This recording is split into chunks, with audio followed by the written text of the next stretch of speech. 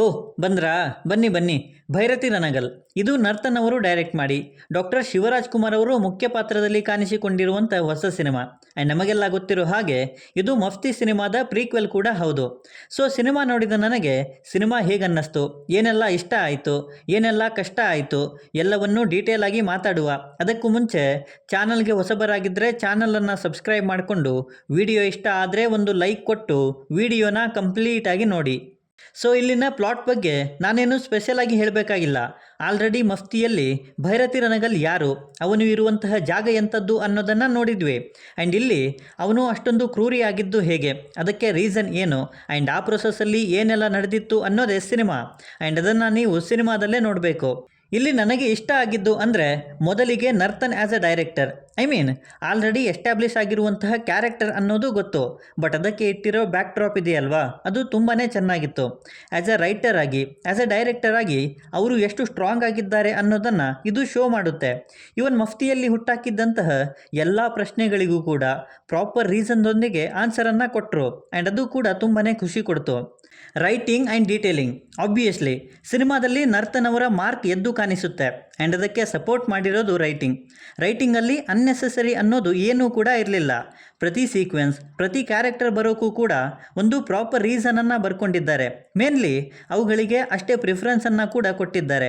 Even ಡೀಟೇಲಿಂಗಲ್ಲೂ ಕೂಡ Byrathi Ranagal gangster ಆಗೋಕ್ಕೆ reason, ತಂಗಿ ದೂರ ಆಗೋದಕ್ಕೆ ಇರುವಂತಹ ರೀಸನ್, ಇವನ್ ಕೈಯಲ್ಲಿದ್ದ ಬುಕ್ಕಿಂದ ಹಿಡಿದು ಹಾಕಿರುವಂತಹ ಬಟ್ಟೆವರೆಗೂ ಪ್ರತಿಯೊಂದಕ್ಕೂ ಅದರದ್ದೇ ಆದಂತಹ ರೀಸನ್ಸ್ ಇತ್ತು. ಆ್ಯಂಡ್ ಅವುಗಳ ಡೀಟೇಲಿಂಗ್ಸ್ ಕೂಡ ತುಂಬಾ ಚೆನ್ನಾಗಿದ್ವು.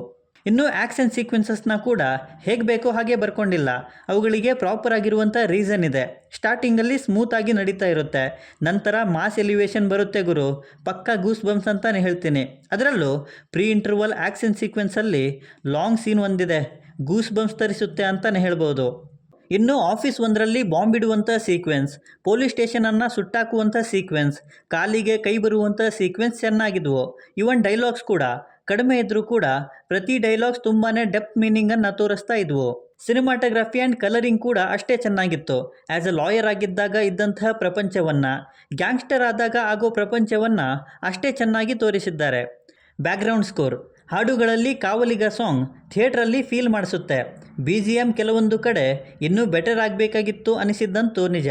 ಪರ್ಫಾರ್ಮೆನ್ಸಸ್ಸಲ್ಲಿ ಶಿವಣ್ಣ ಅವರು ಆಬ್ವಿಯಸ್ಲಿ 2 ಶೇಡ್ನಲ್ಲೂ ಕೂಡ ಒಳ್ಳೆಯ ಪರ್ಫಾರ್ಮೆನ್ಸನ್ನೇ ಕೊಟ್ಟಿದ್ದಾರೆ. ಆ್ಯಸ್ ಅ ಲಾಯರ್ ಆಗಿದ್ದಾಗ ಅಲ್ಲಿನ ಕೆಲವು ಸೀನ್ಸ್ ತುಂಬಾ ಟಚ್ ಆಗ್ತವೆ. ಇನ್ನು ಗ್ಯಾಂಗ್ಸ್ಟರ್ ಆದಾಗ ಮಾತಾಡಬೇಕಾ, ಗೂಸ್ ಬಂಪ್ಸ್ ಬರುತ್ತೆ ಅಂತಲೇ ಹೇಳ್ತೀನಿ ಗುರು. ರುಕ್ಮಿಣಿ ವಸಂತ್ ಅವರ ಕ್ಯಾರೆಕ್ಟರ್ಗೂ ಕೂಡ ಒಂದು ಪ್ರಾಪರ್ ಆಗಿರುವಂಥ ರೀಸನ್ ಇತ್ತು. ಆ್ಯಂಡ್ ಅವರು ಕೂಡ ಅದನ್ನು ಅಷ್ಟೇ ಚೆನ್ನಾಗಿ ನಿಭಾಯಿಸಿದ್ದಾರೆ. ಇನ್ನುಳಿದವರು ಕೂಡ ತಮ್ಮ ಪಾತ್ರಗಳನ್ನು ತುಂಬ ಚೆನ್ನಾಗಿಯೇ ನಿಭಾಯಿಸಿದ್ದಾರೆ. ಇನ್ನೂ ಸ್ವಲ್ಪ ಕಷ್ಟ ಆಗಿದ್ದು ಅಂದರೆ ಇದರಲ್ಲಿ ಅಂತ ಅಲ್ಲ, ನರ್ತನ್ ಅವರು ಪ್ರತಿ ಸೀಕ್ವೆನ್ಸಸ್ನೂ ಕೂಡ ಸ್ವಲ್ಪ ಸ್ಲೋ ಫೇಸಲ್ಲಿ ಶೋ ಮಾಡ್ತಾರೆ. ಅದು ಸ್ವಲ್ಪ ಕಷ್ಟ ಆಗುತ್ತೆ ಅನ್ನಿಸ್ತು ನನಗೆ. ಇನ್ನು ಡ್ಯೂರೇಷನ್ ಅಂತೂ ತುಂಬಾ ಕಡಿಮೆ ಅನ್ನಿಸ್ತು. ಕ್ಲೈಮ್ಯಾಕ್ಸ್ ಬಂದಿದ್ದು ಕೂಡ ಗೊತ್ತಾಗಲಿಲ್ಲ. ಇವನ್ ಹೇಗೆ ಮುಗೀತು ಅನ್ನೋದು ಕೂಡ ಅದನ್ನು ಇನ್ನಷ್ಟು ಬೆಟರ್ ಆಗಿ ಬರ್ಕೋಬೇಕಿತ್ತು ಅನ್ನಿಸ್ತು. ಸೊ ಓವರಾಲ್ ಆಗಿ ಇದು ಗುಡ್ ಟು ವಾಚ್ ಸಿನಿಮಾ.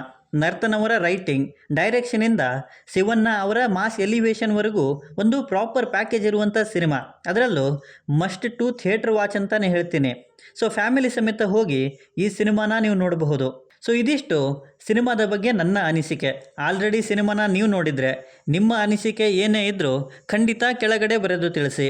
ಮತ್ತು ಈ ವಿಡಿಯೋ ನಿಮಗೆ ಇಷ್ಟ ಆಗಿದ್ದರೆ ದಯವಿಟ್ಟು ನನ್ನ ಚಾನಲನ್ನು ಸಬ್ಸ್ಕ್ರೈಬ್ ಮಾಡಿಕೊಂಡು ಸಪೋರ್ಟ್ ಮಾಡಿ. ಕೊನೆಯಲ್ಲಿ ಸಿಗ್ತಾ ಇರೋಣ.